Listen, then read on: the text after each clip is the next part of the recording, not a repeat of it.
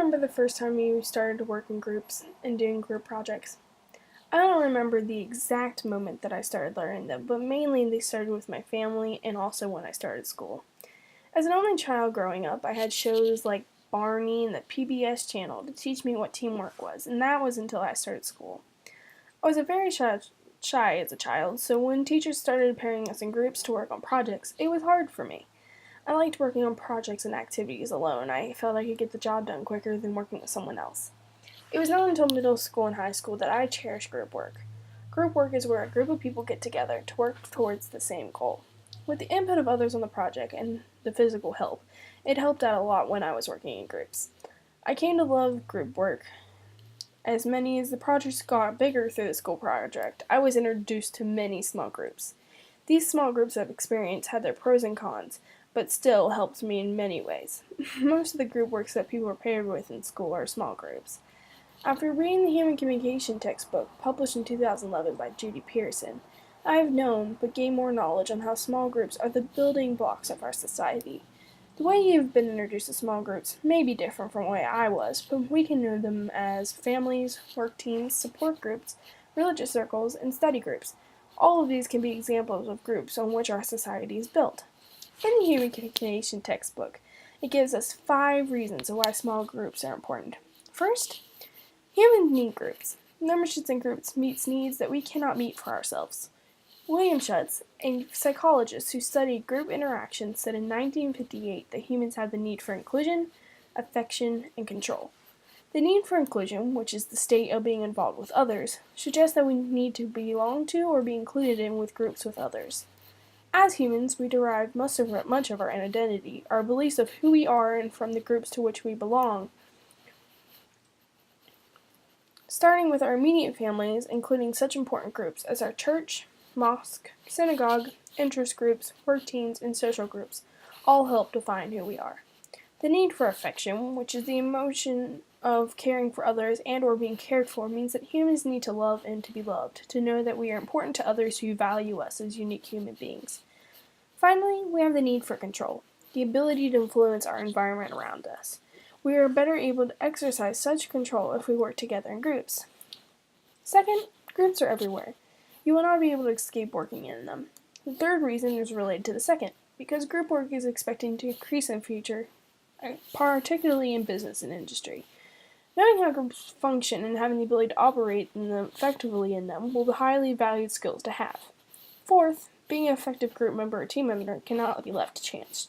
Just because you're placed on a team does not mean you know how to work effectively in that team. That is why small group communication can be important. Finally, groups can be an important way for Americans to participate in the democratic process. Thus, they have the potential to help us achieve our ideals as a society. For the process of small groups to work, communication is the key. Communication creates a group, shapes a group in unique ways, and maintains the group itself. The communication found in small groups is called small group communication, for which can be defined by the Human Communication textbook as the interaction among 3 to 9 people working together to achieve an interdependent goal. When small groups are created, they immediately begin developing a unique group culture. For example, the establishment of group norms plays a major part in establishing culture in a small group. Group norms are informal rules for the group interaction created and sustained through communication. An example group norm can be you're only allowed to wear name-brand clothing, such as the one I'm wearing, or groups can only use a certain type of slang and language when they interact with each other. Within group diversity can be defined as the presence of observable and or implicit differences among group members. The within group diversity of a small group shows the differences between group members and the impact it will have on how they interact with each other, but also how the group will function as a whole. Group work can provide benefits in the classroom setting for both students and instructors. I found an article on the Carnegie Mellon University site for the Eberly Center Teaching Excellence and Educational Innovation. The article is called, "What are the benefits of group work?" The article describes the benefits of group work for students and also how it can benefit the instructors. People use saying as, "more hands make for lighter work." 2 heads are better than 1. The more the merrier. All of this said, groups can have the potential to be more productive, creative, and motivated than individuals on their own.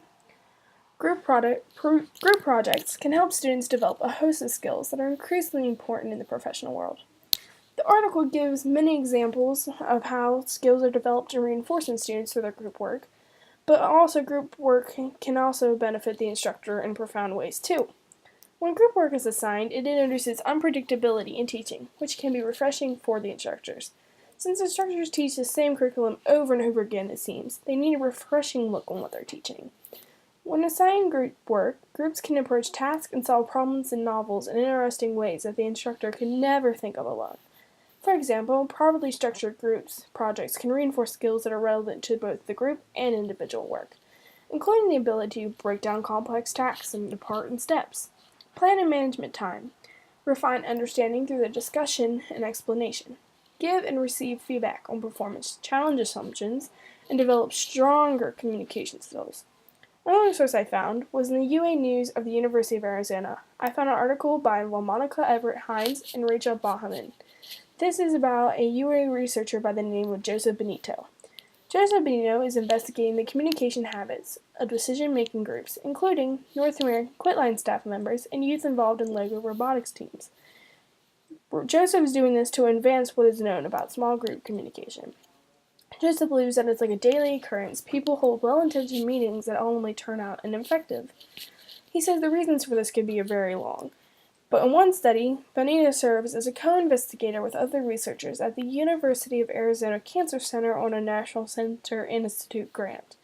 The team is explaining the North American Quitline Consortium, a network of publicly funded smoking cessation providers in the U.S. and Canada.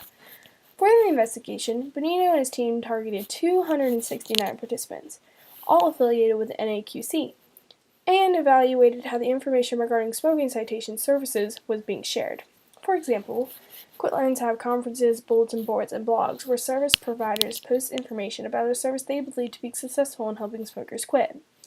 Communication patterns in groups tend to rely on a variety of factors, said Jennifer Irvin, a UA communication graduate and Benito's research assistant. These factors can include what is the ultimate goal of the group? Does a consensus need to be made? Is there a clear solution or is it more subjective? Is equal participation required? In order to answer these questions, Benito and his colleagues embarked on a network analysis that included sending Quitlines a survey for 3 consecutive years. Ultimately, the team's finding indicated that consensus was crucial in determining the adoption of Quitlines, that assigning an individual decision-maker was less effective. The finding is somewhat counter to the belief that there must be a single leading voice to enact change. With that, investigations can be proof of the importance of small group communication decision-making process, but also show the importance of emergent leaders in small group communication instead of having one single leader. My last source I found was an article that was published by the University of Waterloo on their Center for Teaching Excellence. It was found in the teaching tips for instructors to use with their students. The article is called Teamwork Skills, Being an Effective Group Member. In the article, it describes the basic characteristics of effective communicators plus tips to help students with group climate and process. Even though students gain these skills through informal social interactions, they still benefit from having them implicit. The importance of good communication skills helps students function successfully in a small group. Students need to be able to communicate clearly on intellectual and emotional levels. When students are willing to communicate openly with one another, a healthy climate will emerge and an effective process can be followed. The skills for a healthy group climate will help students work together successfully, that is, if students demonstrate a sense of cohesion. Students need to know how to function so that they are productive and accomplish their tasks effectively.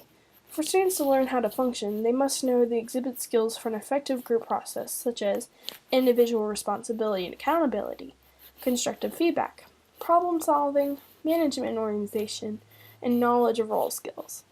Effective communicators can explain their ideas, express their feelings in an open but a non-threatening way, listen carefully to each other, ask questions to clarify other ideas and emotions, can sense how others feel based on their nonverbal communication, will initiate conversations about group climate or process if the sense tensions brewing, and reflect on activities and interactions of the group and encourage other group members to do as well. Regular open communication in which group members share their thoughts and ideas and feelings is a must for successful group work. Unspoken assumptions and issues can be very destructive to the productive group functioning. In the end, small group communication in the process of small groups plays a very important part on our society.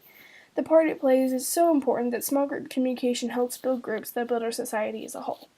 From the sources I have found, I feel I've shown why small group communication is important. We need small group communication to fulfill our needs for inclusion, affection, and control. Groups are everywhere. You will not be able to escape working in them. Group work is expected to increase in the future, particularly in business and industry. Knowing how groups function and having the ability to operate effectively in them will highly valued skills to practice in your future. Being an effective group or team member cannot be left to chance. Just because you're placed on the team does not mean you know how to work effectively in them. That is why it is important to know how to function in a group. Groups can be an important way for Americans to participate in the democratic process. Thus, they have the potential to help us achieve our ideals as a society. All in all, small group communication plays an important part in our society.